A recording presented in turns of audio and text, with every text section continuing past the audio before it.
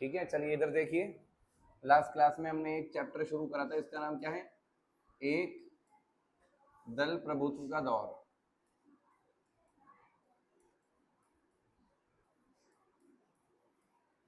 जिसमें era of one party system.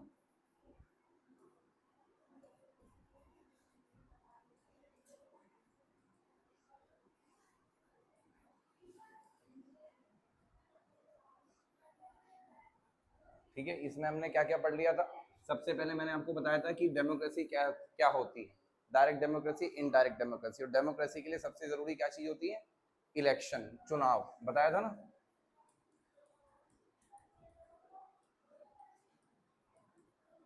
और भारत में इलेक्शन या चुनाव कौन कराएगा? Election commission. और इलेक्शन कमीशन बनी कब है? 1950 में बनी है। भारत के पहले इलेक्शन कमिश्नर कौन थे? सुकुमार सेन। अभी के कौन है? ज्ञानेंद्र कुमार। फिर तुम पिछली बार की तरह ज्ञानेश, ज्ञानेंद्र कुमार। ठीक है, जो भारत के पहले इलेक्शन कमिश्नर थे उनका नाम क्या है? नहीं, पहले पहले सुकुमार सेन। ठीक है, अब ध्यान से देखिए। अब भारत में पहले इलेक्शन कराने हैं। भारत में पहले इलेक्शन कब हुए? 1951 से लेकर 1952 तक। ठीक है, अक्टूबर 1951 में स्टार्ट हुए और कब तक चले? फरवरी 1992 तक चले, 1952 तक चले थे, 1952 तक। तब जाके पहली भारत में चुनी हुई सरकार आई थी। मैं आपको ये भी पढ़ा चुका हूँ कि भारत में जब पहले इलेक्शन हुए थे तो उसमें समस्या क्या क्या आई थी, बता सकते हैं आप मुझे? कई सारी समस्या मैंने पिछली क्लास में आपको लिखवाई की। पहली क्या है? सबसे पहली समस्या कि भारत में जो लोग हैं, लगभग 85% लोग अनपढ़ है, इलिटरेट है। उनको इसलिए तैयार करना है कि वोट दीजिए। केवल 15% आबादी ही क्या है? पढ़ी लिखी है। ठीक है, दूसरी समस्या क्या थी? कर्मचारियों की समस्या। कि इतने बड़े भारत में सारे इलेक्शन एक साथ करा रहे। सारे इलेक्शन का मतलब क्या है? कि केंद्र सरकार के भी और राज्य सरकार के भी, सेंट्रल गवर्नमेंट और स्टेट गवर्नमेंट के भी एक साथ इलेक्शन कराने हैं, इसलिए इतने सारे लाखों कर्मचारी चाहिए, तो उनका बंदोबस्त करना है। ठीक है, तीसरी प्रॉब्लम क्या थी? इलेक्शन बूथ बनाने, पोलिंग बूथ बनाने हैं कि वोट कहाँ पे दिए जाएंगे। चौथी प्रॉब्लम क्या थी? हाँ, वोटर लिस्ट की। और है ना, कई सारी और भी प्रॉब्लम थी, जैसे कि फंड्स मतलब पैसों की भी दिक्कत थी कि इतने कम पैसों में ये सारे चुनाव करा के देने हैं। और इसको बखूबी अच्छे से निभाया किसने? सुकुमार सेन ने। ठीक है, तभी भारत में पहली बार इलेक्शन हो पाए ठीक ठाक से, जो हो पाए। तब से लेके अब तक भारत कम से कम इलेक्शन कर रहा है, वो बात अलग है। कई सारे इलेक्शन में आप जानते हो करप्शन, भ्रष्टाचार और money and muscle power, caste, religion का इस्तेमाल होता है, वो एक अलग बात है। वो बात है जो असल में हो रही है। हम पॉलिटिकल साइंस पढ़ रहे हैं, पॉलिटिक्स के बारे में नहीं पढ़ रहे हैं। ठीक है, we are student of political science. Politics के स्टूडेंट नहीं है हम, पॉलिटिक्स नहीं पढ़ रहे हैं हम लोग। वो पॉलिटिक्स राजनीति हो रही है, वो एक अलग बात है। और हम क्या पढ़ रहे हैं? पॉलिटिकल साइंस पढ़ रहे हैं। समझ गए?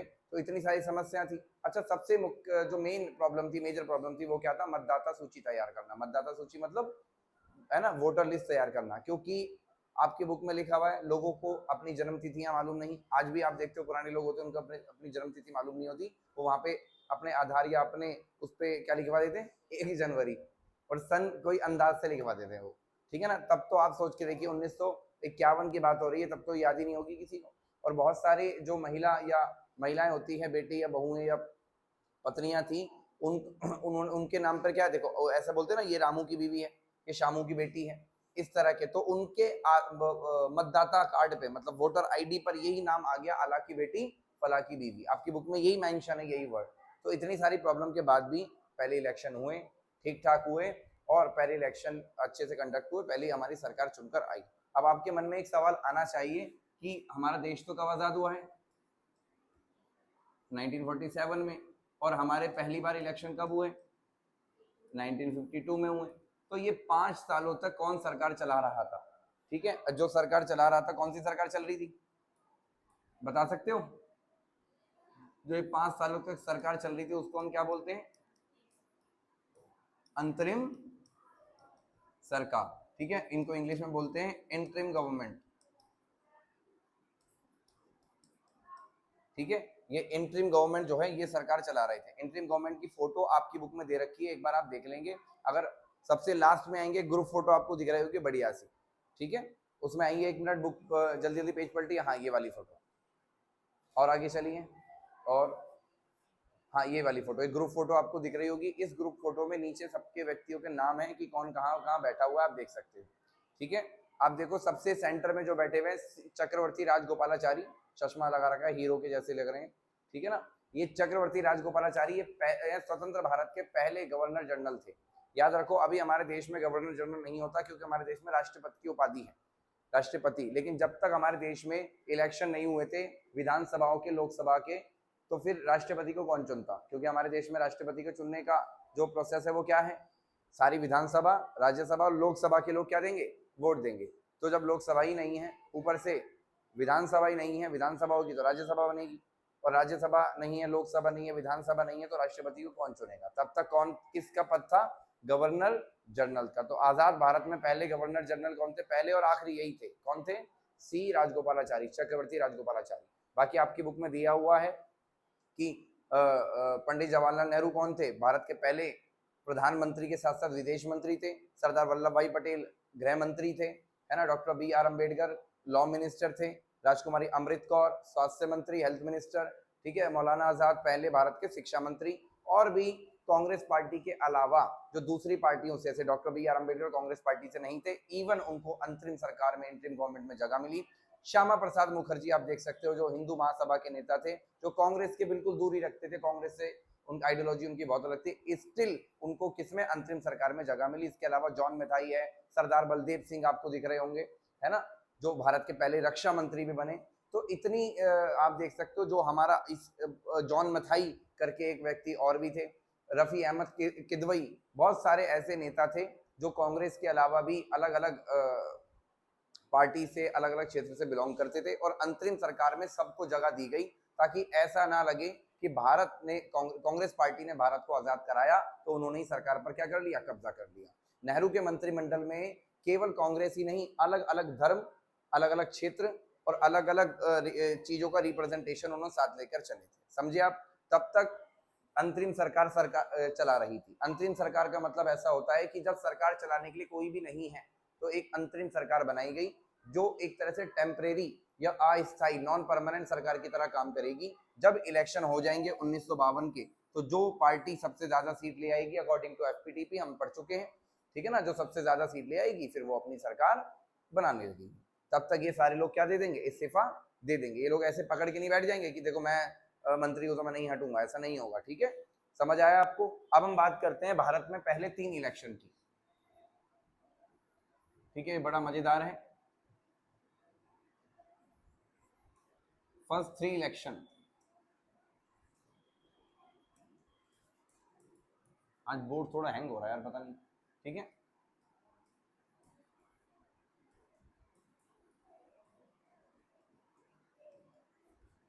पहले 3 चुनाव। अब पहला चुनाव कब हुआ बच्चों, हर बार 5 साल बाद होगा। दूसरा चुनाव कब हुआ है,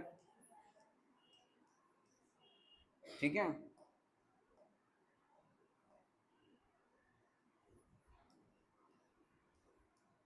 और तीसरा चुनाव कब हुआ, 1962।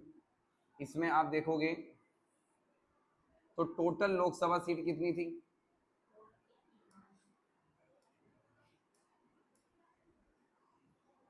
टोटल लोकसभा सीट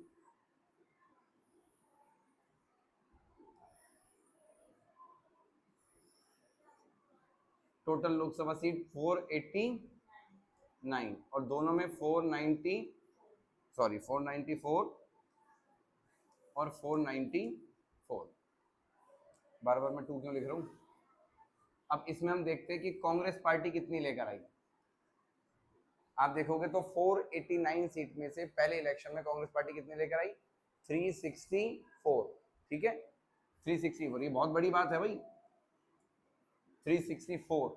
अगला चुनाव जब हुआ तब कांग्रेस पार्टी कितनी लेकर आई, 371, ये तो बहुत बड़ी बात है। और उससे अगले चुनाव में 361। अगर आप गौर से देखें तो कांग्रेस पार्टी तीनों ही पहले चुनाव में 350 प्लस सीट लेकर आई है, और जबकि लोकसभा के चुनाव में आधी से एक ज्यादा सीट लानी पड़ती है, लेकिन आधी से कहीं ज्यादा है, लगभग 80% सीट तो अकेले किसकी हो गई, कांग्रेस पार्टी की हो गई। जो दूसरी पार्टी है कौन सी थी, दूसरे नंबर की पार्टी, या नंबर का मतलब होता है कौन ज्यादा फिर उससे कम लेकर आ रही है। अगली है सीपीआई। सीपीआई का मतलब क्या है, कम्युनिस्ट पार्टी ऑफ इंडिया, है ना, भाकपा इसको बोलते हैं, भारतीय कम्युनिस्ट पार्टी। तो इसकी सीटें कितनी है, कौन बताएगा, बताइए। पहले इलेक्शन में इनकी सीटें कितनी है, देखो, हाँ सबसे पहले कितनी, मात्र 16 सीट। मतलब जो पहली पार्टी है उसकी 364, दूसरी की कितनी है, मात्र 16, दूसरे में 27, और अगले में कितनी, 20, 20। आप देख सकते हो पहले नंबर की पार्टी और दूसरे नंबर की पार्टी में कितना गैप है, ठीक है। और ये तो हम केवल सेंट्रल गवर्नमेंट की बात कर रहे हैं, और अगर हम पूरे सारी विधानसभाओं की बात करें, इधर गौर देना है आपको, ठीक है। ये मैं मिटा दे रहा हूं जरा, अंतरिम सरकार तो आपने पढ़ ही लिया, ठीक है, इधर ध्यान दो।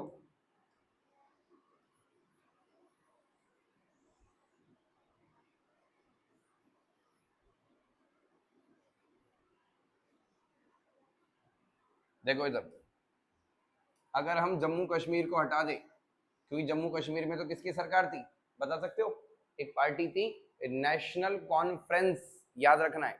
जम्मू कश्मीर में शुरू से ही, अभी मैं यहाँ पे लोकसभा की बात हो रही थी, लोकसभा है ना, पहले चुनाव में लोकसभा की टोटल सीट बोलो सब 489, कांग्रेस को कितनी आई 364 और सीपीआई को 16। दूसरे इलेक्शन 57 में हुआ, टोटल सीट कितनी हो गई, वो है ना 494, और कांग्रेस को कितनी आई 371, सीपीआई को केवल 27। और थर्ड इलेक्शन कब हुआ, 62 में, टोटल सीट कितनी है 492, और कांग्रेस को कितनी आई 361, और सीपीआई को मात्र 20, है ना, केवल 20। अब देखो ये तो हमने लोकसभा की बात की, लोकसभा मतलब सेंट्रल गवर्नमेंट। अभी हम बात करेंगे केवल विधानसभाओं की, मतलब राज्यों की जो विधानसभा होती है। तो शुरुआत से ही उसके भी इलेक्शन 52 में हुए, एक साथ हुए हैं। मैं आपको पिछली क्लास में बता चुका हूं कि जब पहली बार इलेक्शन हुए थे देश में, तो पूरी लोकसभा और राज्यों की सारी विधानसभाओं, ठीक है, स्टेट लेजिस्लेचर में एक साथ इलेक्शन हुए थे, ठीक है, क्योंकि सारे इलेक्शन एक साथ हो रहे हैं, मतलब वही व्यक्ति जो जा रहा है वो लोकसभा के लिए भी वोट दे रहा है और वही राज्यों की विधानसभाओं के लिए भी वोट दे रहा है, एक साथ हुए थे। इसलिए अब आगे पीछे इसलिए हो गए हैं क्योंकि किसी राज्य की या केंद्र सरकार कभी वक्त से पहले 5 साल से पहले गिर जाती है, तो उनके इलेक्शन की डेट क्या हो गई है, आगे पीछे हो गई है, लेकिन शुरुआत में क्या थी, वो एक साथ थी। समझ आया आपको।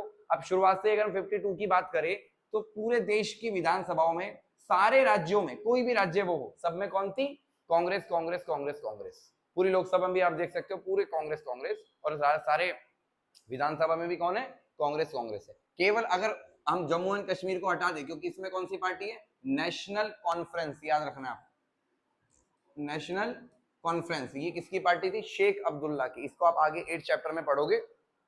एक चैप्टर है रीजनल एस्पिरेशंस, क्षेत्रीय आकांक्षाएं, जो जम्मू कश्मीर को मिलने में प्रॉब्लम हुई थी, तब हम इसमें पढ़ेंगे कि नेशनल कॉन्फ्रेंस कौन सी पार्टी है, शेख अब्दुल्ला कैसे नेता है। लेकिन अभी बस इतना समझ लो कि आपके बुक में जो मैप भी दे रखा है उसमें भी आपको दिख रहा होगा, देखो बुक में मैप दे रखा है सेकंड चैप्टर के, हाँ पीछे देखिए जो बुक में मैप दे रखा है आपके इसमें, हाँ जी ये वाला, जितने भी आप येलो कलर के पार्ट देख रहे हैं ये सब कांग्रेस की सीट है।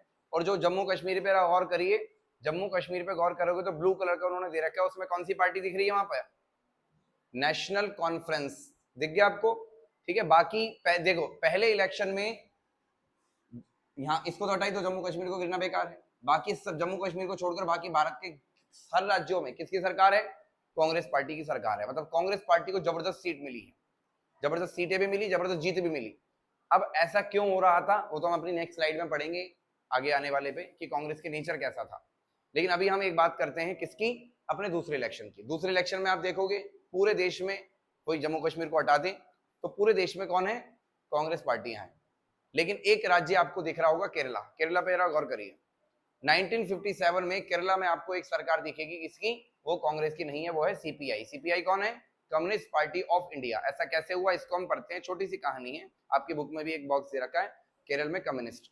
देखिए 1957 में जब केरला में इलेक्शन हुए तो उसमें एक पार्टी है, केरला की विधानसभा में, देखो केरला यहाँ पर है, मैं रेड कलर का साइन बना देता हूँ यहाँ पे, आपकी बुक में भी रेड बना हुआ है, ये केरला है।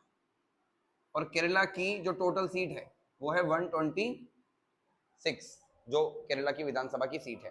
और आप जानते हैं सरकार बनाने के लिए कितनी चाहिए, आधी से एक ज्यादा चाहिए, मतलब कितनी चाहिए होगी यहाँ पे 63 या 64 सीट चाहिए होगी, ठीक है ना। अब जो केरला की यहाँ पे कम्युनिस्ट पार्टी है, जो कम्युनिस्ट पार्टी थी वो ले आई कितनी सीट, 60 सीट ले आई, और 6 सीट उन्होंने किसी अदर जो लोकल पार्टी होती है उनसे कैरी कर ली, गठबंधन कर लिया, मतलब कोलिशन कर लिया। तो अब टोटल कितनी सीट हो गई, 66 हो गई, और चाहिए कितनी होती है 64। तो बहुत आराम से कम्युनिस्ट पार्टी ने क्या बना ली, अपनी सरकार बना ली केरला में, और केरला के सीएम बने, पहली बार गैर कांग्रेसी पार्टी केरला में आई, ठीक है, कम्युनिस्ट पार्टी, और उसके सीएम बने नंबूदरीपाद, क्या नाम था, नंबूदरीपाद, जो केरला के पहले सीपीआई के सीएम बने। समझ आया आपको। यहाँ पे केरला में मामला ठीक ठाक चलता रहा, कोई परेशानी नहीं थी। केरला में थोड़ी सी टेंशन बढ़ने लगी, टेंशन बढ़ने कैसे लगी, वो बहुत सारी यहाँ पे प्रॉब्लम हुई, जैसे कि आप देख सकते हो केरला की सरकार ने जो जो वादे किए थे वो वादे पूरे नहीं कर पाई, ठीक है। और इसके अलावा भी जो वहाँ के कांग्रेस के काडर के लोग थे, थोड़ा हिंदू मुस्लिम एंगल, सांप्रदायिक मुद्दा भी वहां पे उठने लगा, जिसकी वजह से 2 साल बाद ही, दूसरे इलेक्शन कब हुए थे 57, और मात्र 2 साल ही यहाँ पे सरकार चली, और सेंट्रल गवर्नमेंट ने यहाँ पे अनुच्छेद 356 लगा दिया, ठीक है। अनुच्छेद 356 क्या कहता है, राष्ट्रपति किसी एक स्टेट में सरकार गिराकर वहां पे राष्ट्रपति शासन लगा सकता है। और हम लोग 11वीं क्लास में पढ़ चुके हैं कि राष्ट्रपति खुद कोई काम नहीं करता, किसकी सलाह पर करता है, प्रधानमंत्री की सलाह पर करता है, या मंत्रिमंडल की सलाह पर, ठीक है। तो राष्ट्रपति ने केरला में क्या लगा दिया 1959 में, आर्टिकल 356, जो क्या कहता है, किसी एक स्टेट में राष्ट्रपति शासन हो जाएगा, और वहां की सरकार गिरा दी गई। तो ये हमारी केरला की एक छोटी सी स्टोरी थी जो हमने पढ़ ली। समझ आया आपको। अब हम बात करते हैं कि ऐसा क्यों हो रहा था कि शुरू के 3 इलेक्शन में कांग्रेस कांग्रेस कांग्रेस, और सारी विधानसभाओं में भी कांग्रेस कांग्रेस कांग्रेस। कोई बता सकता है मुझे ऐसा क्यों हो रहा था। अब पूरी दुनिया काफी हैरान थी कि इंडिया का जो डेमोक्रेसी बना है, जो संविधान बना है, वो तो मल्टी पार्टी सिस्टम है ना, बहु दलीय व्यवस्था है। तो यहाँ पे एक पार्टी कैसे आ रही है, जैसे अमेरिका और ब्रिटेन में 2 पार्टी सिस्टम है, वहां पे केवल कितनी पार्टी होती है, 2 पार्टी होती है। जैसे चाइना की बात करें तो वहां पे 1 पार्टी सिस्टम है, एक दलीय व्यवस्था है। तो भारत में भी क्या एक दलीय व्यवस्था है। तो एक बहुत बड़े हमारे देश में राजनीतिक विचारक है, पॉलिटिकल थियोरिस्ट है, उनका नाम है रजनी कोठारी, है ना, आदमी है, पुरुष है वो, रजनी कोठारी। उन्होंने एक बहुत अच्छा टर्म दिया, एक बहुत अच्छा शब्द दिया कि ना तो ये मल्टी पार्टी सिस्टम है और ना ही 1 पार्टी सिस्टम है। मतलब इंडिया एक्चुअल में तो मल्टी पार्टी सिस्टम ही है, जो हमारे कॉन्स्टिट्यूशन में है, एक मल्टी पार्टी सिस्टम डेमोक्रेसी है हम लोग।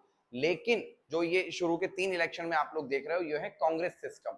क्या है ये, कांग्रेस सिस्टम है, कांग्रेस प्रणाली है। ऐसा क्यों, क्योंकि अभी हम जानेंगे नेचर ऑफ कांग्रेस। एक अगला हम जो टॉपिक करेंगे कौन सा होगा, वो नेचर ऑफ कांग्रेस, कांग्रेस की प्रकृति, कि ऐसी क्या बात थी कांग्रेस के अंदर, जो कांग्रेस सारी विधानसभाओं के अंदर कांग्रेस ही कांग्रेस, सारी लोकसभा के अंदर कांग्रेस ही कांग्रेस। समझ आया आपको। ठीक है, अभी हम इस वीडियो को यहीं रोकता हूँ, फिर अगली शुरू करूंगा, बहुत बड़ी हो जाती है।